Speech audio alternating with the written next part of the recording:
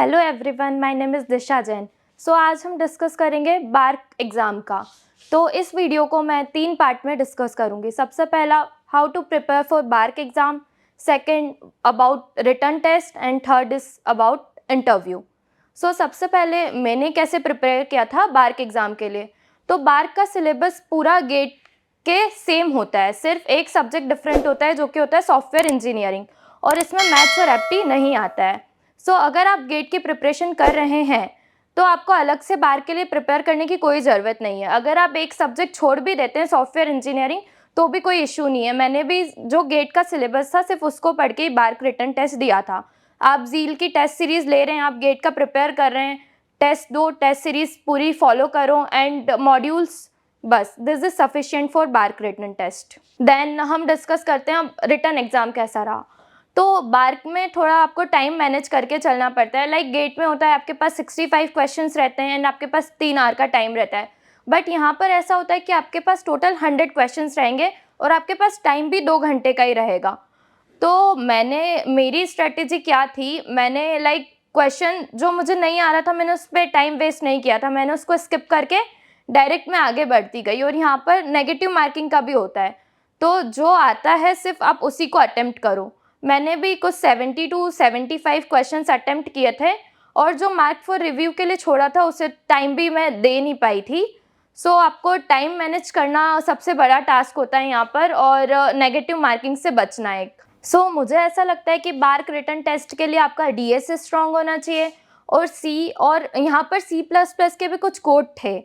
तो written exam में like BFS DFS से क्वेश्चंस थे, सी के कोड थे एंड COA से भी पाइपलाइन पे क्वेश्चंस थे। गेट से कंपैरेटिवली बार्क रिटन इजी होता है अगर आपने गेट की प्रिपरेशन की है तो। और कुछ आउट ऑफ द सिलेबस भी क्वेश्चंस आते हैं बट आप उनको स्किप कर दीजिए तो भी आपका आराम से पेपर क्लियर हो जाएगा।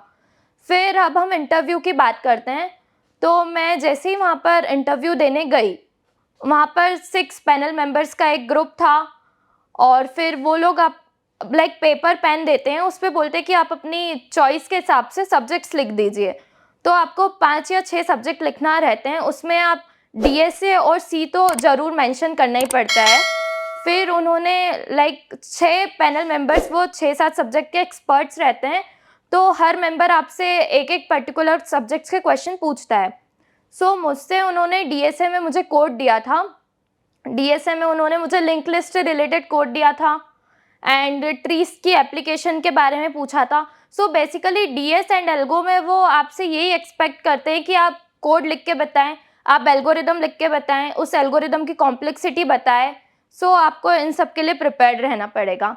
एंड फिर उन्होंने मुझसे सी में भी कोड ही पूछते हैं वो, मुझसे उन्होंने थोड़ा फ्लोट और डबल के बारे में पूछा था, सी पे ज़्यादा क्वेश्चंस नहीं किए थे।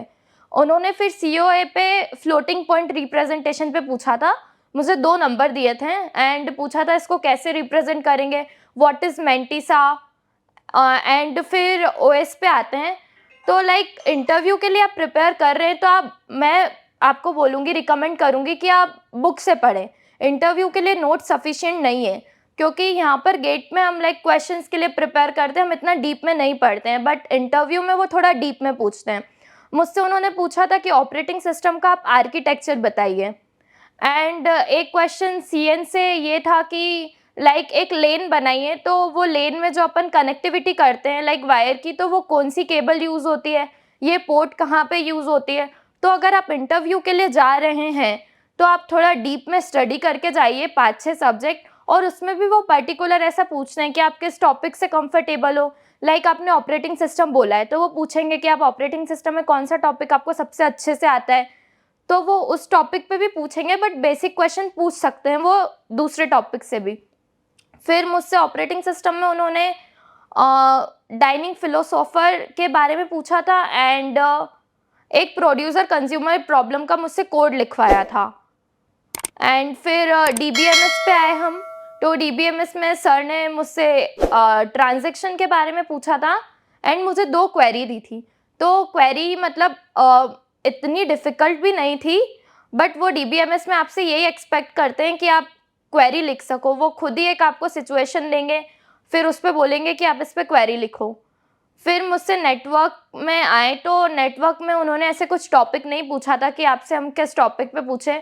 उन्होंने सिंपल हर सब्जेक्ट में तो सबसे पहला क्वेश्चन वो बहुत बेसिक सा करते हैं, लाइक मैंने कंप्यूटर नेटवर्क बोला तो व्हाट इज़ कंप्यूटर नेटवर्क, आपने ऑपरेटिंग सिस्टम बोला तो वो व्हाट इज़ ऑपरेटिंग सिस्टम। तो पहला क्वेश्चन तो उनका ऐसा ही होता है, बेसिक सा।